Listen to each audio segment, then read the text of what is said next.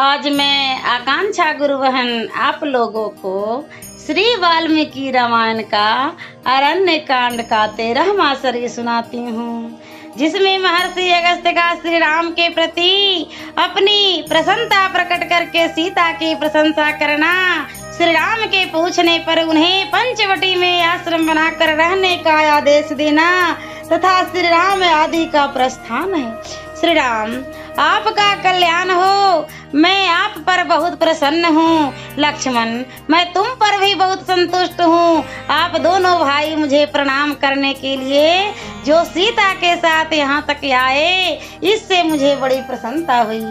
रास्ता चलने के परिश्रम से आप लोगों को बहुत थकावट हुई है, इसके कारण जो कष्ट हुआ है वह आप दोनों को पीड़ा दे रहा होगा। मिथिलेश कुमारी जानकी भी अपनी थकावट दूर करने के लिए अधिक उत्कंठित है, यह बात स्पष्ट ही जान पड़ती है। यह सुकुमारी है और इससे पहले इसे ऐसे दुखों का सामना नहीं करना पड़ा है। वन में अनेक प्रकार के कष्ट होते हैं, फिर भी यह पति प्रेम से प्रेरित होकर यहाँ आई है। श्री राम, जिस प्रकार सीता का यहाँ मन लगे, जैसे भी यह प्रसन्न रहे, वही कार्य आप करें।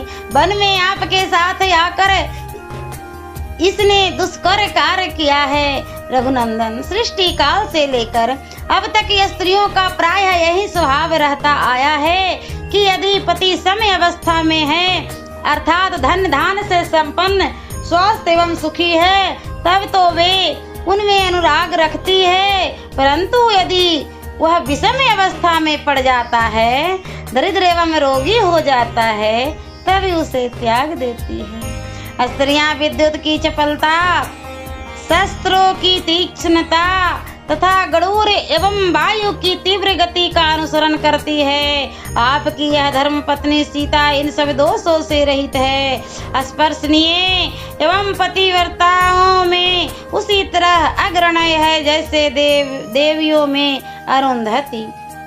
शत्रुदमन श्री राम, आज से इस देश की शोभा बढ़ गई, जहाँ सुमित्रा कुमार लक्ष्मण और विदेह नंदनी सीता के साथ आप निवास करेंगे। मुनि के ऐसा कहने पर श्री रामचंद्र जी ने प्रज्वलित अग्नि के समान तेजस्वी उन महर्षि से दोनों हाथ जोड़कर यह विनय युक्त बातें कही। भाई और पत्नी सहित, जिसके अर्थात मेरे गुणों से हमारे गुरुदेव मुनिवर अगस्त जी यदि संतुष्ट हो रहे हैं, तब तो मैं धन्य हूँ। मुझ पर मुनीश्वर का महान अनुग्रह है। परंतु मुने, अब आप मुझे कोई ऐसा स्थान बतलाइए जहाँ बहुत से वन हो, जल की सुविधा हो तथा जहाँ आश्रम बनाकर मैं सुखपूर्वक सानंद निवास कर सकूं। श्री राम का यह कथन सुनकर मुनि श्रेष्ठ धर्मात्मा अगस्त ने 2 घड़ी तक कुछ सोच विचार किया। तदंतर वे शुभ वचन बोले। तात, यहाँ से 2 योजन की दूरी पर पंचवटी नाम से विख्यात एक बहुत ही सुंदर स्थान है, जहाँ बहुत से मृग रहते हैं तथा फल मूल्य और जल की अधिक सुविधा है। वहीं जाकर लक्ष्मण के साथ आप आश्रम बनाइए और पिता की यथोक्त आज्ञा का पालन करते हुए वहाँ सुखपूर्वक निवास कीजिए। अनघ, आपका और राजा दशरथ का यह सारा वृतांत मुझे अपनी तपस्या के प्रभाव से तथा आपके प्रति स्नेह होने के कारण अच्छी तरह विदित है। आपने तपोवन में मेरे साथ रहने की और वनवास का शेष समय यहीं बिताने की अभिलाषा प्रकट करके भी जो यहाँ से अन्यंत्र रहने योग्य स्थान के विषय में मुझसे पूछा है, इसमें आपका हार्दिक अभिप्राय क्या है, यह मैंने अपने तपोबल से जान लिया है। इसलिए मैं आपसे कहता हूँ कि पंचवटी में जाइए। वहाँ की वन्य स्थली बड़ी ही रमणीय है। वहाँ मिथिलेश कुमारी सीता आनंद पूर्वक सब ओर विचरेगी। रघुनंदन, वह प्रणीय स्थान यहाँ से अधिक दूर नहीं है, गोदावरी के पास है, अतः मैथिली का मन वहाँ खूब लगेगा। महाबाहो, वह स्थान प्रचुर फल मूलों के संपन्न, भांति भांति के विहंगमों से सेवित, एकांत, पवित्र और रमणीय है। श्री राम, आप भी सदाचारी और ऋषियों की रक्षा करने में समर्थ हैं, तो वहां जाकर तपस्वी मुनियों का पालन कीजिएगा। वीर, यह जो महुओं का विशाल वन दिखाई देता है, इसके उत्तर से होकर जाना चाहिए। उस मार्ग से जाते हुए आपको आगे एक बरगद का वृक्ष मिलेगा।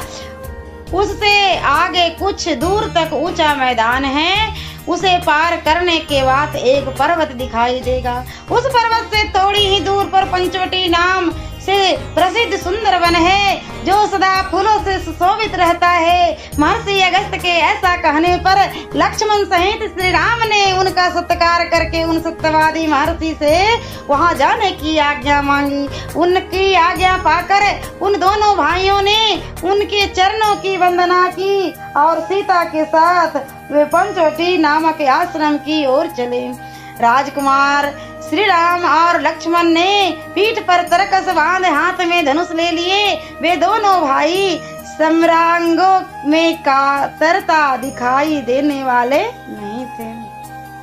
वे दोनों बंधु महर्षि के बताए हुए मार्ग में बड़ी सावधानी के साथ पंचवटी की ओर प्रस्थित हुए। सियावरे रामचंद्र की जय। और मैं अगले वीडियो में अरण्य कांड का 14वां सर्ग सुनाऊंगी। बड़ा ही आनंद आने वाला है भक्तों, प्रेम से सुनिएगा।